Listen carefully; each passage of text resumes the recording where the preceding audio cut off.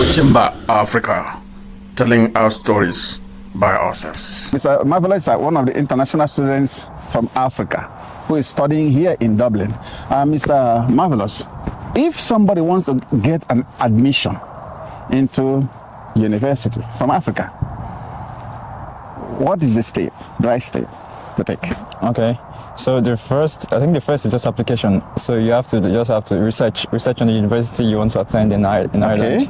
So you have to you have to have like filters as in, what are you looking for? Budgets. Are you looking for budget, something that's not too expensive? The course you're looking for. So things like that should actually be on your filter list. So I was looking for the most affordable. Yeah, because considering the exchange rate in Nigeria and compared to here, so we're looking for something that you can actually pay for and you can actually complete your tuition fees while you're staying in Ireland. Yeah. So just look for an university, look for the course that you actually want to study, and that is actually looking for that course. So it's motivation. What motivates you to study? So actually you have to find that course that is the right one for you, that you know that if you do well, that you'll actually be successful in it, that you don't have to start worrying about your grades and everything. So because of that, motivation is still there, so to drive you to actually want to complete it. Because so many people will come here and they'll just forget about schooling and everything. They want to go about to work and this. And so I think finding that motivation to complete, because sometimes it can be difficult. So finding that motivation to actually complete it. So the first thing is just research, then apply. Just apply. Application will require your application letter, passports, every single document required there. It's always on their webpage there. When you were planning this trip, was Dublin your first choice? No, it wasn't actually my first choice. So my first choice was actually Germany. I wanted to go to Germany. I like Germany because Germany is obviously the biggest economy in Europe. So I wanted to just go there to Germany. I wanted to learn German actually. But the problem with Germany was language. Number one was language, because they need some universities were actually taught in German only. So only few universities, and those were private universities, that actually teach in English, and they're expensive. So Dublin was a bit of my second option. I'm going to come to the challenges part of it. Some students had issues when they were trying to get an admission through agents. So, do you think that they should continue with the agents, or they should just do it by themselves? Okay, so mine, I actually got mine through an agent. So the school's agent, the school actually gave me an agent to work with. Okay, is the school that gave you the agent? Yes, so the schools actually provide agencies. Yes, they provide agencies. Okay. But there are cases where you can select yours, but the agent has to be working with the school before you can actually, you're like, I want to work with this agent, but make sure the agent has affiliation with the school, so he's working with the school, then you can actually... So who is paying this agent? Are you the one that's going to pay? Oh, school pay the agent? Yeah, it's the school that pays the agent, because I didn't actually pay the agent anything. Okay. So it depends. There are situations, I've had situations people tell me that they paid, but they only pay when you require the agent to do something for you. Like, let's say they want them to actually process some things like a right application letter, for instance. So all those things, they give you like templates on what to do, but they don't do it for you. But if you want them to do it for you, that's when you need to pay them, because so that's different. So these agents, what exactly are their work? Okay, so I think guidance. That's number one, guidance. So are they going to guide you through getting your visas, or only admission in the school? Admission and visa. They guide you through. They guide you all through till you get there. If you are approved or not, it depends. But most of the time, you're always approved. Are they going to tell you what the requirement is going to be in the embassy? Yes. And you will provide it, or they will provide for you? You will provide it. You provide it. Yes. And they will have to checkmate everything. So they have to check everything. So whatever you gather, you have to send to them first. Yes. For confirmation. Exactly. Okay. So that's this. So they actually guide you through the process, through your application, then through onto the next stage, which is actually submission to the embassy, all the documents that you require. So they check all of them. They make sure that this is actually the right standard. If it's not correct, they give you back a feedback. So just send you a feedback telling you that this is not correct. We need this, we need that, and then you just have to just make corrections and get it done. You started, like you said, Dublin was not, Ireland was not your first choice. Yes. First choice was Germany. And due to language, according to you, you have challenge of language, so you end up in Dublin. So you have not been there.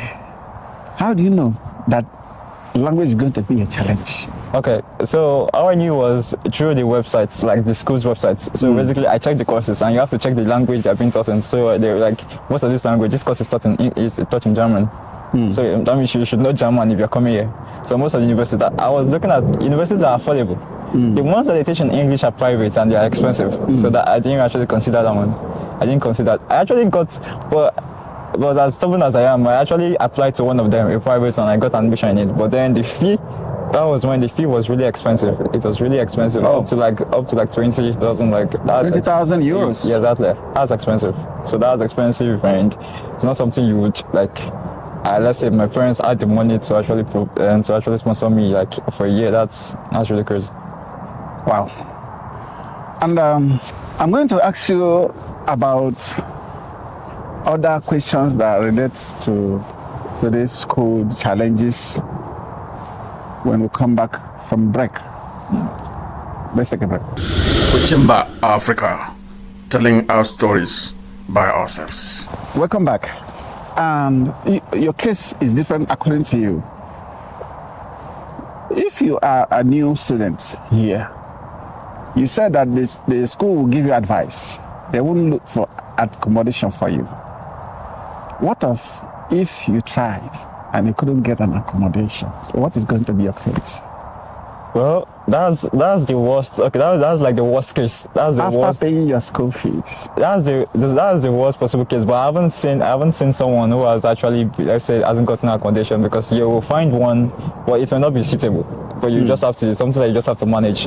Because Nigeria, you're coming from Nigeria, you've been through challenges, so getting here, you should actually know how to manage sometimes.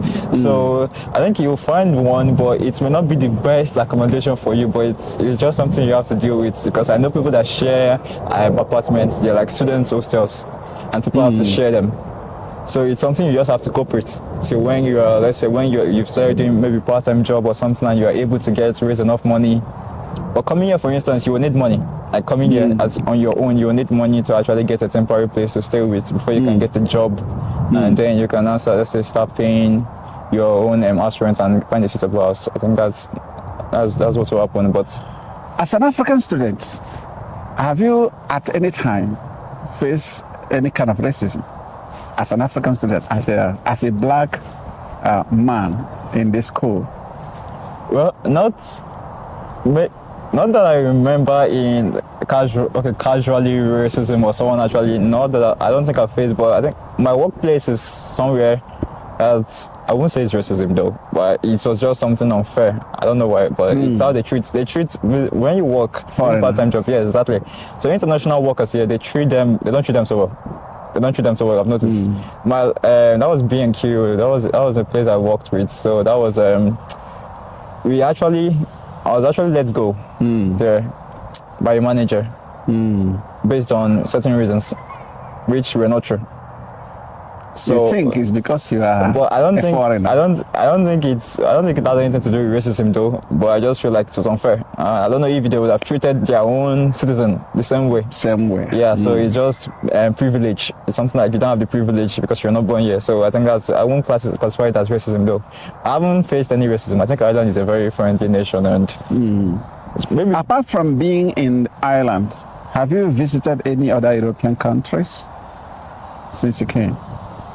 Not yet. I would say not yet because I would actually like to visit some European countries, but that's later in the future, but not yet. Okay. As somebody who have gone through schools in Africa, and you are still going to school here, can you compare both understanding how teaches their subjects and how students understand them? So how can you compare this? Okay. Because I know that there are sometimes accent issues, So tell us more about that. Okay, so the Irish itself, it's not the way they speak English is quite funny. I know. It's different from, let's say, someone who is from UK. Yeah, I think you can understand someone who's from UK more than the Irishman, because so it's different. But I would say it depends on the person. It depends on the person. So teachers I've met, there are teachers that are actually good. It's the same as Nigeria too. I think I had a teacher, a math teacher in Nigeria who was actually very good in communicating with students and you're studying very well. So I think it depends on the teacher, because there is a teacher here that I've met, but he's international. So it's not an Irish person. So his teaching was actually good. And you can tell, like, okay, he's just coming here to just fulfill all righteousness, but not actually trying to impact. So it depends on teachers. There are some teachers that actually want to teach you and they want you to learn. So they're like, do this. And it's more practical. That was one of the reasons I was looking for education here, just practicality, doing things more, not just theories. Though recently we've been doing more of theories, but practical. We do hands-on experiences. They need you to get this thing, so that when you go out to the job field, you can actually tell them that this is what I did, and you have the skills necessary. So it's different, it's better. Also, equipment, facilities, computer lab, for instance, they have systems, they have numerous of systems. So if you don't have a system, for instance, you can actually go to school. So the difference between their school here and Nigerian school is equipment. One of them, I'll say, infrastructure. They have a very, very good infrastructure, so that's good. Then organization. So organization, but it depends. Organization determines on many factors, for instance. So things can actually disrupt you, but organization, they have organization and infrastructure and knowledgeable teachers. Yeah. Nigeria also Are you has saying teachers. that No, there they are do. no knowledgeable teachers in Africa? They do. No, they are actually, because there is one teacher who is actually from Africa and is teaching cloud. So they have knowledgeable teachers. But one thing that stands out to me is just infrastructure, I think. In your school, are there teachers from Africa? So so far there is one I know. Well, I don't think it's from Nigeria. I think it's probably one of African country, but there's one I know so far that is from African. And the person is teaching? Yeah, the person is teaching. School? Yeah, he's an African. Is there any opportunity for the school to retain you after graduation? As a teacher or something like that? Yeah, I think there is a possibility. There is actually a possibility. It depends if you're good in what you know, because most people that come here too, they are Nigerians. So like most people that are actually working here, they come here, they're from Nigeria, and they are good. So because they are good, that's why they are coming here. So you see them. Are there so many Africans in your school? In terms of students, I would say, yeah, I've seen quite a number. Yes, I would say yes, but not like big, but yes, I've seen a lot. So yeah, it's not just the Irish, it's mostly Irish. Most of Indians too, there are a lot of Indians, so they're in African than the Irish themselves. From what you have seen so far, do you think you can recommend people to come here to study? I can, but my recommendation will be based on what you're coming here for. So bachelor's, for instance, is, let's say, if you're being sponsored by, let's say, your parents or someone or government body, it's good. You can come here and do that, because you can only concentrate on that. But if you're trying to sponsor yourself in a bachelor's degree, that can be really difficult. Why? Because you would have to work. You have to get a part-time job since you're sponsoring yourself. Okay, let's talk about work as a student. Is the work available for them? Okay, so when I came here, I got it difficult to get a job. It took like, I got in January, then I got a job. I started my application that same January because of the urgency, because I needed to actually get working immediately while schooling. So I got a job until May. That was the first job I got. I got a job May. That's when I started working here. So How many months did it take you to get a job? So it took like a couple of 2-3 months. 2-3 months, okay. Okay. You said if the parents don't have money to continue to pay, that is going to be a little bit difficult. So what makes it difficult? Is it because there will be no job for the person to continue taking care of the Yes, so many factors, for instance. So if your parents don't have enough money and you want to sponsor yourself, so that would be, you would have to work, you have to get a job, and you have to sustain yourself. So working, we are working to pay school fees, number one, and you're working to also sustain yourself. And that makes it worse if you don't even have accommodation. You now need to pay, and rent is not cheap. Not cheap, so you have to pay for rent, then save for tuition fees. Like, thinking about it, that's unreasonable. That is unreasonable if you don't have help from your parents. That is just unreasonable. Like, so how much is your school fees? If a new student wants to looking for admission here in in Republic of Ireland, how much is the rate, the school fees? All right. So for my school, it's for my course specifically. Yeah, it's maybe. 10,000 euros per year. But it comes with 10,000 euros. yes. Per year. Yeah, it's crazy when you think about it. It's actually, so it comes with discounts though, but the discounts only apply in third and fourth term. So it applies from third term. It doesn't really apply. How from many years are you gonna study this? So my course, well, on the offer letter it says 4 years, but it's 3 years. It's from 2023 to 2026. So I have discounts from third year. So I have 15% discount. Then the last year is I have 20% discount. It goes by 5%. But I don't know if I'll be here in the last year. I don't know if I'll be doing the last year. But if I'm doing it, I still have 20% discount. So that's good. But the first and second year, those are the toughest challenges that you have to face because you have to pay 10,000, which is 20,000 euros. Do you have to pay it at once? So Or you pay it instrumentally? So no, the school actually provides ways that people can, because I've had like people in my class, I've had people with issues that actually paying the distance and they paid late. So I think the first part of the payment is 6K upfront. So the 6K upfront is for you to renew your visa, because your visa is every year. So you have to renew it every year. And you need to. So you have to deposit 6,000 for next year. School. Yeah. Not for the year you are, for next year. It means that the same year you're going to spend like 16,000 euros. So, okay, that would be, let's say you've paid for first year already. Yeah. The first year you are already here. Yes, so around September, getting to the end So you of have the to year. provide 6,000 euros for next year. Yes. So you have to provide Wow. 6K upfront. That's the minimum. 6K. They can't go lower than that, So you have to provide 6K upfront. Then there is this instrumental payment that the school provides. So you can, let's say, pay the rest between 3 months installment plan. Or if you have enough money already saved up, you can pay them in 2 months or 1 month. So that would depend on you. If you pay, let's say you have to deposit 10,000 euros before they even give you visa, right? No, just 6K. Okay, 6K. Yeah. What of when you deposit this 6K and they reject your visa? What happened? No, I don't. Okay, you mean when you're getting into for the first time? Yeah, for the first time. Okay, for the first time, you have to pay everything. For the first time, you have to pay 10,000 You have euros. to pay everything. Yes. Cash. Yeah, transfer. Transfer. Oh, yeah. Fully paid. You have to pay everything. What if they reject your visa? Then the school has a method of They'll refund your money back. They refund your money back. So you have to pay everything the first time. Then when you're in second year already, so you don't really have to pay for visa. You're just renewing it, You're renewing your stay here. But for the first time, you pay everything at once. So what do you have to tell the intending students who want to come and study abroad in general? I mean African students, Africa in general, not only Nigeria, Africa in general.